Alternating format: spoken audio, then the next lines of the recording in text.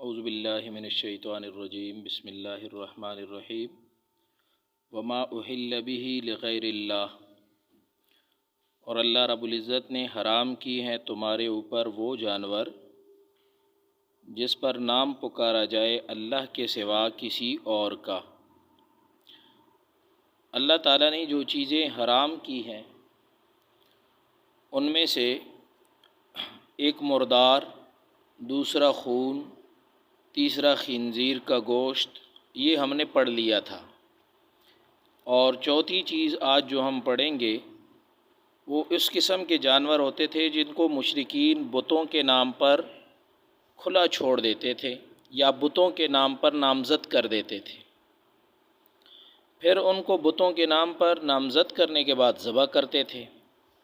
ایسا جانور جس کو غیر اللہ کے نام پہ نامزد کر دیا جائے، ٹھیک ہے جی، مثال کے طور پر کہا جائے کہ یہ فلاں فقیر کے قبر کا صدقہ ہے یا فلاں پیر صاحب کے سر کا صدقہ ہے یا فلاں بت کا صدقہ ہے، تو یہ اس نے گویا غیر اللہ کے نام پر اسے کیا کر دیا؟ نامزد کر دیا۔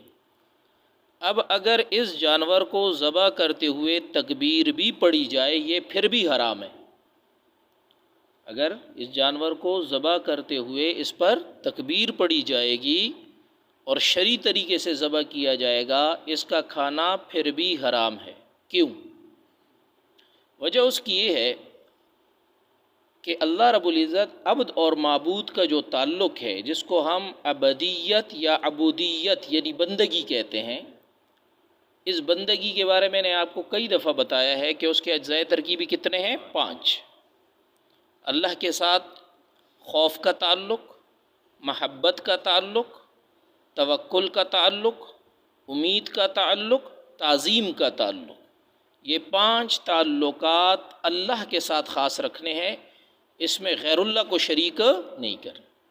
ذبح جو ہے یہ تعظیم ہے، یہ اللہ نے خاص انسان کو ہی اجازت دی ہے کہ یہاں یہ اللہ کا نائب بن کر کسی چیز پر چھری پھیرتا ہے اور اس کی روح لیتا ہے۔ روح اصل تو لینے والی ذات اللہ کی ہے، لیکن انسان کو اللہ نے صورتاً اپنا نائب بنایا ہے۔ اس لیے انسان جب اللہ کی نیابت میں یہ کام کرتا ہے تو جانور کے سامنے اللہ کا نام لیتا ہے، اللہ اکبر، بسم اللہ، اللہ اکبر، میں اللہ کے نام سے شروع کرتا ہوں اور اللہ ہی سب سے بڑھ کر ہے، سب سے بالا ہے، سب سے بڑا ہے۔ تو یہ کیوں انسان یہ بات بولتا ہے؟ یہ بول اس لیے ہوتے ہیں تاکہ جانور کے کان میں یہ بات ڈال دی جائے کہ میں یہ جو کچھ کر رہا ہوں میری اپنی کوئی حیثیت نہیں، میں اللہ کے اذن سے کر رہا ہوں، اللہ کی اجازت سے کر رہا ہوں اور اللہ کی نیابت میں کر رہا ہوں۔ جب تعظیم، اس لیے یہ تعظیم کا مظہر اس نے خاص کرنا ہے کس کے ساتھ؟ اللہ کے ساتھ۔ تو ذبیحہ صرف اللہ کی تعظیم کے لیے ہو سکتا ہے۔ اگر کوئی کسی بادشاہ کی آمد پر اس کی عظمت کے اظہار کے لیے بکرا ذبح کر دے، ٹھیک ہے، کس اظہار کے لیے؟ کہ یہ بہت بڑا آدمی ہے، اس کی عظمت کا اظہار ہو جائے کہ ہم نے اس کے قدموں میں بکرا ذبح کر دیا۔ یا جس طرح ہمارے علاقوں میں رواج ہے کہ بارات آتی ہے تو بارات کے سامنے اس کی تعظیم کے اظہار کے لیے کار کے سامنے بکرا ذبح کرتے ہیں، ٹھیک ہے جی۔ اگر مہمانوں کی ضیافت کے لیے وہ جدا بات ہے، مہمانوں کے اکرام کے لیے وہ جدا بات ہے، کوئی بڑا مہمان آ رہا ہے اس کے اکرام کے لیے آپ نے ادھر جانور ذبح کر دیا اس کو اچھا کھانا کھلانے کے لیے، تو وہ جدا بات ہے۔ لیکن بعض لوگ کیا کرتے ہیں کہ اس کے قدموں میں اس نیت سے ذبیحہ دیتے ہیں کہ بہت بڑا آدمی ہے، اس کے شان کے مناسب یہ ہے کہ میں اس کے قدموں میں جانور ذبح کروں۔ تو اگر کسی کو ذبیحے سے تعظیم دی گئی تو جانور حرام ہو جائے گا،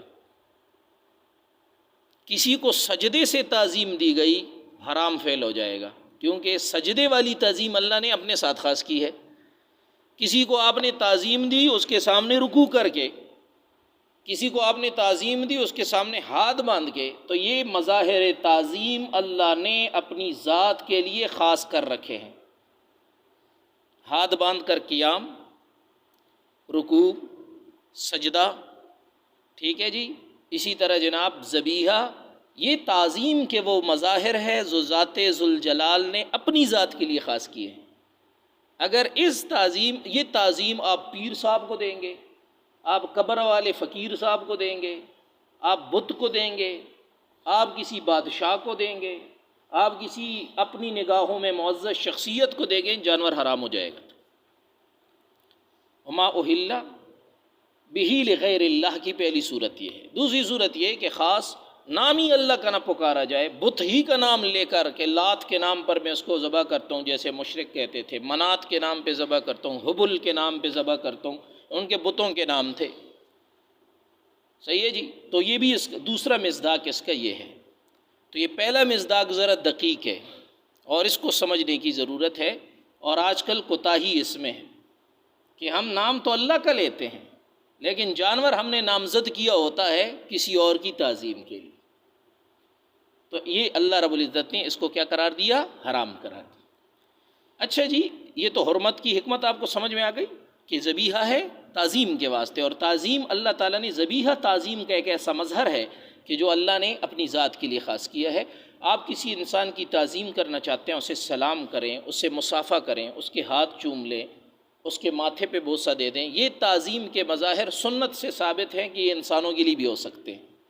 لیکن تعظیم کے وہ مظاہر جو اللہ نے اپنی ذات کے لیے خاص کر دیے، جیسے سجدہ ہے، ذبیحہ ہے، وہ اگر غیر اللہ کے لیے ہوگا تو حرام ہوگا۔ ٹھیک ہے جی؟ اللہ رب العزت نے یہ چیزیں کیوں حرام کی؟ یہ میتہ، دم، لحم خنزیر، اس کا تو میں نے آپ کو اس کی حکمتیں یا اس کی وجوہات آپ کے سامنے عرض کر دی پہلے۔ اب جناب یہ جس کو اللہ رب العزت کے غیر کی عظمت کے لیے آپ نے ذبح کر دیا، تو گویا عظمت اور بڑائی اور کبریائی جو اللہ اکبر کہہ کر ہم اللہ کے لیے ثابت کرتے ہیں، وہ عملاً آپ نے دوسرے کے لیے ثابت کر دی، اور اس میں شرک کی نحوست آ گئی۔ اب یہ غذا جائے گی آپ کے بدن میں، یہ غذا جائے گی بندے مومن کے بدن میں، کتنے مراحل سے گزرے گی؟ 3 مراحل سے۔ ٹھیک ہے؟ وہ مراحل ہضم آپ کے سامنے ہیں۔ معدے میں جائے گی، بکس ہوگی، جگر میں جائے گی، اس کا کینوس بنے گا، کینوس جائے گا کہاں پر؟ دل میں، دل اس کو کیا بنائے گا؟ خون، اور وہ خون جناب آنکھوں سے دوڑے گا، بینائی بنے گی، کانوں سے دوڑے گا، شنوائی بنے گی، ہاتھوں سے دوڑے گا تو قوت لامسہ بنے گی، زبان سے دوڑے گی تو قوت ذائقہ بنے گی۔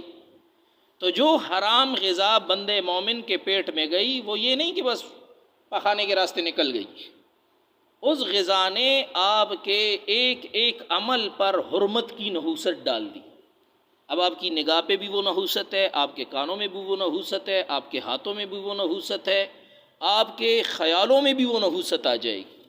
اس لیے اللہ رب العزت بندہ مومن کو اس شرک کی نحوست سے بچانے کے لیے اس کو غذائی شعور اللہ تعالیٰ دے رہے ہیں کہ بندہ مومن یہ چیزیں حرام ہیں، ان کے آپ نے قریب نہیں جانا، یہ آپ کھائیں گے تو آپ کی ساری شخصیت میں بگاڑ پیدا ہو جائے گا، آپ کی آنکھوں کا استعمال یہ نادرست ہو جائے گا، آپ کے کانوں کا استعمال غلط ہو جائے گا، آپ کے سوچ و خیال کا استعمال غلط ہو جائے گا، آپ کی شخصیت میں بگاڑ پیدا ہو جائے گا۔